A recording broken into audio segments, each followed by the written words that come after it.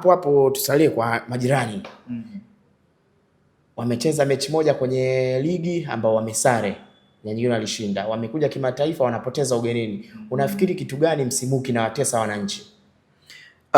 Kwa upande wa ndugu zetu hawa, kwanza ni namna jinsi ambavyo wao kama wao kwanza wamekuwa hii michuano wana vimbinu fulani hivi ambavyo si vya kisoka, kwa sababu mpira unakuwa ni mchezo wa wazi. Jaribu sasa kujikita katika masala mazima ya kuhakikisha kwamba klabu yako inakuwa imara. Simba tunakuwa tunajitafuta sana, tunapoteana kweli kweli, na tunapoteana, tuna sababu za kupoteana, kwa sababu timu inapokuwa imeshuka kuipandisha sio kazi rahisi.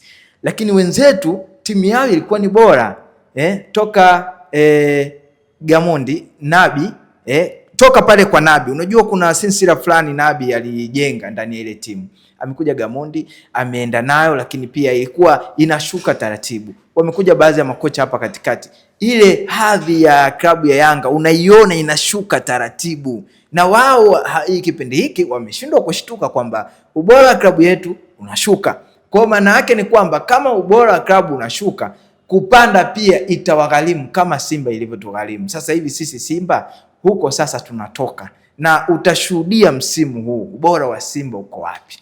Na sisi tunajikita sana kwenye kujiweka katika kutia fedha kwenye mpira, kwa sababu hakuna namna yoyote ile tofauti na wenzetu. Wana mandumba, wana kununua mechi, wanafanya vitu vya ajabu ndani ya ligi. Wakitoka nje kama hivyo, hapo inakuwa ni kama taa ya kichemri sijui kinani, yani ukitoa tu ile taa nje kushia habari yake. Ndio ubaya season 2 tunakuja kuonesha kwamba sasa hivi tumejipanga vyema. Bwana Kibu Dennis Prosper. Naam. Kijana ni kama ameanza kuwaka baada ya kuja manager Pantev, manager Tattoo. Mechi moja anapiga chuma 2. Kaka, msimu unaenda kuwa msimu wa namna gani kwa yule kijana Kibu Dennis? Bwana Kibu Dennis, Kibu D.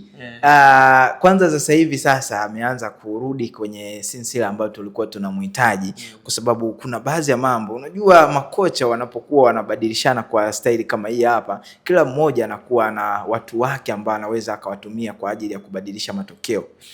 Kibu Dennis namuona ataendana vizuri na kocha wetu ambaye hivi sasa aliopo, na ninaamini kabisa kwa juhudi za Kibu Dennis, naamini anaenda kufanya vizuri, kwa sababu wengi wao tuliona kama Kibu sasa, hata kipindi ambacho kama kuna sitofahamu kipindi kile anaitwa kwenye timu ya taifa, tunaona kwamba hii, na tulikuwa tayari tumekushaanza kuwa na nyongo ile ya kusema Kibu bana, hata kama akiondoka hakuna tabu. Lakini hivi sasa Kibu kaka, huwezi kumtoa ndani ya Simba, na naamini ubora wa Kibu Dennis hivi sasa kwa namna jinsi ambavyo amekuwa, unajua kuna uchezaji wa mchezaji ambao ukiuona Kibu Dennis amekuwa ana mikimbio tofauti hivi sasa, amekuwa akiupokea mpira na kuutoa tofauti jinsi ambavyo tulikuwa tunamjua. Kibu Dennis anaingia katika maeneo muhimu, anaweza akafanya tukio lolote la hatari mbele ya wapinzani, na ndio maana ilifikia hatua sasa Msingizini wakawa wanajaribu kumwata Kibu Dennis na kuwasahau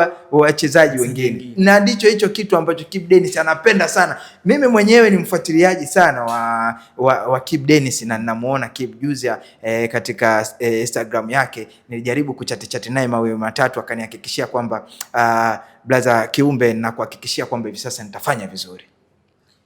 Nikuulize kidogo swali la uzushi. Kikosi kinatoka cha Simba, unamwona Wilson Nangu ameanza kwenye kikosi. Kwako ulichukuliaje moyoni? Kaka, kwanza nilishtuka kidogo. Kwa nini mwalimu amekuwa na ujasiri wa kumweka huyu bwana mdogo kwa kipindi hiki, na hizi ni mechi za kimataifa ambazo zinahitaji matokeo ugenini na nyumbani. Lakini namna jinsi ambavyo Nangu hivi sasa anachokifanya, kaka, unajua yule kijana kuna vitu fulani hivi ambavyo anavyo ambavyo baadhi ya wachezaji kama wamekuwa wamevikosa. Kwanza ni ile juhudi yake binafsi katika kutafuta mpira na namna jinsi ambavyo anautendea haki ule mpira. Sasa kuna baadhi ya vitu ambavyo mchezaji akikuonesha, mpaka kuna baadhi ya mtu mmoja upande wa nyuma mwiko alinifuata akanifahamisha, akaniambia, bwana, huyu mtu hivi mmemleta kwa bei gani? Yaani mpaka sasa hivi bei za Nangu zinauliziwa, ni bei gani mmemleta? Sasa kwa taarifa tunamuongeza pesa. Kama kuna watu wanahitaji kwamba labda kuna aina fulani hivi ya kufanya, unajua Simba imekuwa inasajili, na ndio maana unaona sajili za Simba pindi tunapokuwa tunaamua kumwacha mchezaji wao wanawachukua. Hii ni scout bora ambayo haijawahi kutokea ndani ya klabu hizi za Tanzania. Klabu ya Simba ina scout bora, imekuwa ikileta wachezaji wazuri ambao wakitoka tu klabu nyingine inawadaka. Na angalia, unamuona Fadlu Davis, kocha wa mpira huyu ambaye hivi sasa ameenda katika huko Raja bila shaka. Sasa kama hawakumuona awali, wamekuja kumuona ndani ya Simba, ujue Simba bado imebaki kuwa ni kioo cha mpira wa Tanzania, kwa sababu ukitua ndani ya Simba unakuwa kama nuru. Ukitua ndani ya Simba huwezi katarika sehemu yoyote, na ndio maana unaona wachezaji, Chama aliwahi kuondoka, bwana mdogo yule nani, huyu mtoto wa nani, Konde Boy, naye aliwahi kuondoka, na baadhi ya wachezaji ambao waliwahi kuondoka ndani ya Simba, kina Sako, kina nani, wakitoka tu ndani ya Simba wanakuwa ni lulu kwenye vilabu vingine. Hii ni kutokana ni kwamba Simba imejikita sana katika kukuza vipaji na kuwalea wale wachezaji katika standard ya kuheshimu ule mpira, na ndio maana unaona baadhi ya wachezaji wengi wakitoka ndani ya Simba wanashukuru Simba kwa kile ambacho wametendewa ndani ya Simba. Na kuna baadhi ya wachezaji ambao wakitoka ndani ya Simba wakienda upande wa pili wanakosa furaha, wanakosa raha, hawana burudani, wanaumia moyoni. Leo Kapombe ndio amekuwa mtu mkubwa Afrika. Inanisikitisha sana. Yaani unajua wanasema hivi, kama unakuwa unapata amani hata kama sehemu ambayo labda kipato ni kidogo, lakini amani ya nafsi yako inapatikana pale, basi jikite pale, kwa sababu hakuna kitu bora zaidi, hakuna kitu muhimu zaidi ndani ya maisha ya binadamu ama mtu yoyote yule kama amani ya nafsi. Kile ambacho unakipata kama kinatosheleza kukidhi mahitaji yako, basi amani ni kitu muhimu sana. Na ndiyo hivyo ambavyo sisi tunajiishi hivyo wana Simba, kwamba furaha naipata Simba, na ndio maana tukipitia machungu tunaweza tukakaa sisi wenyewe tukajadili, tukavurugana kipindi, tukana hivi viongozi na nini, lakini mwisho wa siku tunarudi standard, tunakumbuka hiki bana, kwa wakati huu sio mahali pake, turudi sasa tukaijenge Simba yetu. Na ndicho hichi ambacho unakiona sasa. Ndugu zangu, hivi sasa wanaenda kupoteana kwa sababu hali ngumu inaenda kuwatokea. Kama nilivyokuambia awali, kikosi kinaporomoka kile cha nyuma mwiko.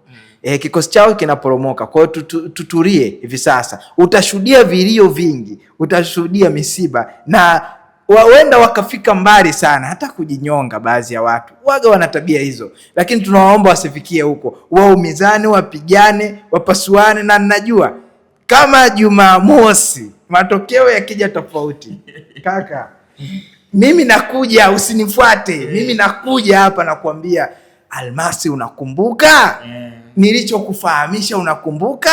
Kwa sababu lazima nikukumbushe. Watafanya jambo, kwa sababu unakumbuka kipindi kile wanalialia kwamba hatuchezi. Unaona matukio waliokuwa wanafanya, labda viongozi wakienda sehemu fulani wako nyuma, hawaamini viongozi wao mpaka hivi sasa. Na ndio maana walipoanza kulia tu ile kocha wao aondoke, na kocha akasema bana, mimi siondoki mpaka nipewe changu. Hapa siondoki, mimi nitabaki hapa. Kama nitashika mipira nitakuwa napeleka uwanjani, lakini mpaka nipate nini, changu. Na walipompa, naona hata sija kukanyaga ardhi ya Tanzania. Sijui nyinyi mlikwenda huko bwana, mlirudi naye? Akarudi bwana, lazima aje kuchukua nguo zake. Mzigo hapana bwana, ilisemekana kwamba alienda na furu kila kitu na yeye huko. Kwani ndege hakuna za kumpeleka kwao kule? Kwa sababu yule bwana walikosea. Yule bwana alikuwa ni dalali. Kipindi walienda Afrika Kusini, aliwatafutia chumba nini, ni mtu ni dalali hivi bwana Folz. Sasa wamekuja kubugi kumpa ukocha, wakaja kushtuka bwana ni dalali hivi, tumesahau nini? Ndicho kitu ambacho kimetokea. Kocha minuno yule kaka, yule akinuna mwanzo mwisho. Wale wachezaji wanasema hatukuwa na furaha kwa sababu bwana, yani hakuna jino ambalo tuliliona la mwisho wala la kwanza. Muda wote anataka vitendo. Na cha ajabu ni kwamba wachezaji badala ya kuchezea mpira walikuwa wanapiga push up, vyuma vingi, kama wanaenda kucheza bondia. Ndio kitu ambacho kimewapoteza hivi sasa. Unamuona Baka jinsi anavyocheza rafu za ajabu, anaweza akafanya hatari kabisa za mchezaji mwenzake. Mpaka hivi sasa TFF wamemtilia baadhi ya kuna mechi achezi. Hii yote inatokana na kwamba kocha waliompata si mtu wa mpira. Sasa kama sasa hivi huyu bwana naye amekuja, lakini naye hana uhai, kwa sababu Jumamosi shughuli inaishia pale. Acha utani bwana, Jumamosi mwananchi anaweza shughuli yake. Nakufahamisha mimi kwamba Jumamosi ndugu zangu hawa wameishia pale. Kuna baadhi ya watu wameniahidi watanipa mke, wengine wameahidi vitu visivyohamishika, sijui wengine, yani ile mradi wameahidi, lakini hawatoboi. Yanga hii ambayo ilimpiga Belouizdad goli 4 pale pale, yule bwana labda asicheze tena. Yule mchezaji yule wanamuita mchizi nani? Mchizi Vunga. Bwana yule bwana yule, mimi tayari shaandaa jezi yangu, nimemwandika nyuma nitakuwepo, na sijui kama nitaruhusiwa, kwa sababu hata game ni bure, lakini watakuwa na macho baadhi ya kuwatizama wa mashabiki lia wa Simba. Lakini naamini kabisa hawatoboi, na hawatoboi kwa maana kwamba Yanga hawajajikita kwenye michuano hii rasmi, kwa maana kwamba wamekuwa wakiingia mguu mmoja, na ndio maana unamsikia hata rais wao alizungumza kwamba tuna malengo yetu sisi ni kuvuka hapa. Yani hapa ni pagumu kweli kweli. Yani sisi Simba sisi tunapaona kama kumsukuma mlevi kuingia topeni, lakini wao wanaona ni mlima mkubwa. Kaka, mlima mkubwa Afrika ni upi? Yani wao ndio wanauona kuupanda. Kwa hiyo ni shughuli pevu. Sasa bwana Ali, tumalizie bwana Pantev, meneja la boli. Unamwona msimu akirejesha furaha Msimbazi na makombe kurejea ndani ya Simba. Kwanza nimempenda kwenye namna jinsi ambavyo amekuwa akiwatega baadhi ya watu. Tulisikia alicheza na Al Hilal Omdurman. Wale mabwana walichokifanya, walitufunga goli 5. Watu wakasema shughuli imeisha. Huyu au kusikia hiyo?